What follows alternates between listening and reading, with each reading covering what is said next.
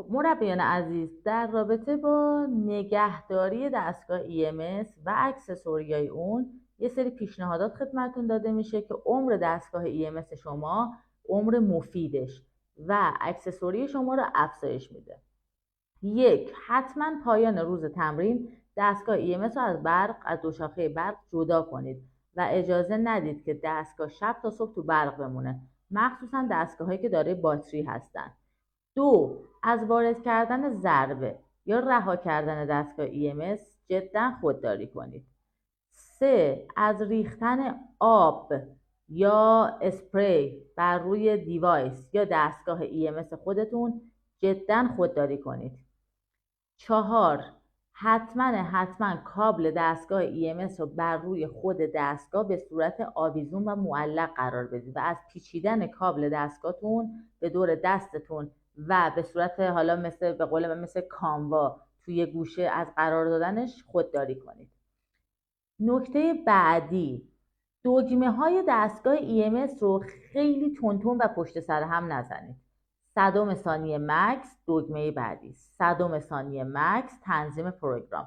این باعث میشه که شما پرش صفحه نداشته باشید و تو دستگاه وایرلس که قاعدتا عمر خیلی کمتری دارن نسبت به دستگاه سیمدار، عمر دستگاهتون خیلی کم نشه، چون قاعدتا دستگاه باید 100 ثانیه قدرت تجزیه تحلیل حالا اون اطلاعات و اون فرمانهایی که اپراتور بهش میده رو داشته باشه.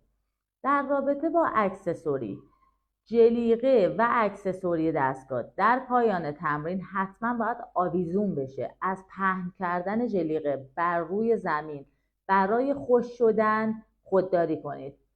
مربیان و عزیزانی که تو مناطق مرطوب کشورها مثل خطه جنوب یا خطه شمال دارای استودیو هستن، حتما از یه پنکه یا کولر گازی داخل فضایی که جلیقه ها قرار خشک بشه استفاده کنن، چون اونجا مرطوبه، ممکنه شب تا صبح جلیقه به صورت کامل خشک نشه و دچار پوسیدگی و از بین رفتن سریعتر پدای جلیقه و اکسسوریتون بشه.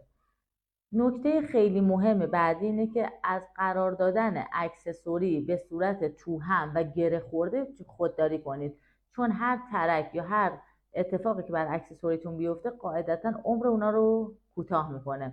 به طور مثال بازوبندها رو کنار هم بذارید و یک دایره خیلی درشت به این حالت چسبش رو فیکس کنید و بذارید کنار.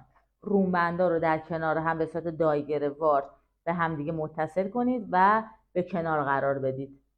نکته خیلی مهم بعدی، برای جدا کردن تراپ ها از کابل متصل به تراپ استفاده نکنید و حالا مربیانی هستن که ناخن کاش دارن یا ناخنشون بلند، مربیان خانم، و برای اینکه اون ناخن آسیب نبینه به جای اینکه خود تراپ رو کامل جدا کنن از گوشه تراپ میگیرن، به این حالت از سیم جدا میکنن که این به مرور زمان توی خیلی جلسات کوتاهی باعث قطعی سیم میشه.